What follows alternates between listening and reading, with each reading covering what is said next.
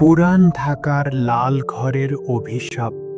রাত যখন গভীর হয়, নীরবতা যখন কথা বলে, আর বাস্তব আর কল্পনার মাঝখানে হারিয়ে যায় একটা সত্য, তখনই শুরু হয় অদৃশ্য কাহিনী।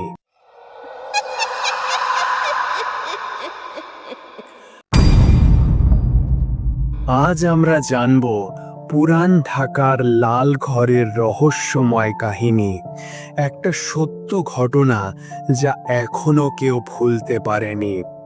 পুরান ঢাকার একটি অজানা গলিতে ছিল একটি পুরনো দোতলা বাড়ি।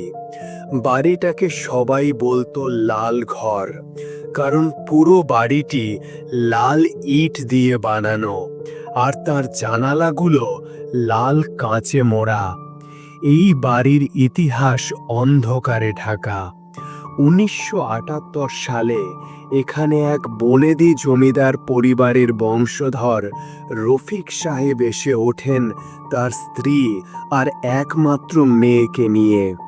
কিন্তু মাত্র 2 মাস পরেই ঘটে অদ্ভুত কিছু।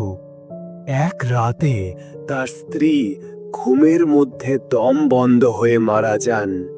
ডাক্তাররা বলে হৃদরোগে মৃত্যু, কিন্তু মুখটা ছিল এমনভাবে বিকৃত যেন কিছু দেখেই আতঙ্কে মারা গেছেন। এরপর থেকে শুরু হয় ভয়ঙ্কর সব ঘটনা। রাত 2টার পর বাড়ির ওপরে কারা যেন হাঁটাহাঁটি করে। ছোট মেয়ে সানজিদা বারবার বলে মা আসে, জানালার পাশে দাঁড়িয়ে তাকিয়ে থাকে। রফিক সাহেব প্রথমে বিশ্বাস করেননি, কিন্তু এক রাতে তিনিও শুনতে পান কার যেন কান্না, পাতলা গলায়, যেন কোনো নারী অনবরত বলছে আমাকে এখান থেকে নিয়ে যাও।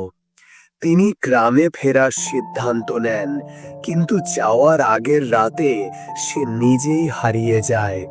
শুধু তার চশমাটা পাওয়া যায় দরজার সামনে। লোকজন বলে ওই বাড়ির ভেতরে একটা আয়না আছে, পুরাতন, কাঠের ফ্রেমে বাঁধানো। যে আয়নায় যেই তাকায় সে নিজের পেছনে কাউকে দেখে। বাড়িটি আজও সেখানে আছে, পরিত্যক্ত, কেউ কাছে যায় না। রাত হলে ওখান দিয়ে হাঁটতেও ভয় পায় সবাই। এটা কি শুধু কাকতালীয় ঘটনা, নাকি সত্যি কিছু অদৃশ্য শক্তি কাজ করছে লাল ঘরের মধ্যে? আপনি কি এমন কোনো অভিজ্ঞতা পেয়েছেন? নিচে কমেন্টে জানাতে ভুলবেন না। এমন আরও গল্প জানতে সাবস্ক্রাইব করুন অদৃশ্য কাহিনী। ঘুম আসবে না, আমি গ্যারেন্টি দিচ্ছি। ভয় যদি নেশা হয়, তাহলে আমরা আপনার নতুন আসক্তি, অদৃশ্য কাহিনী।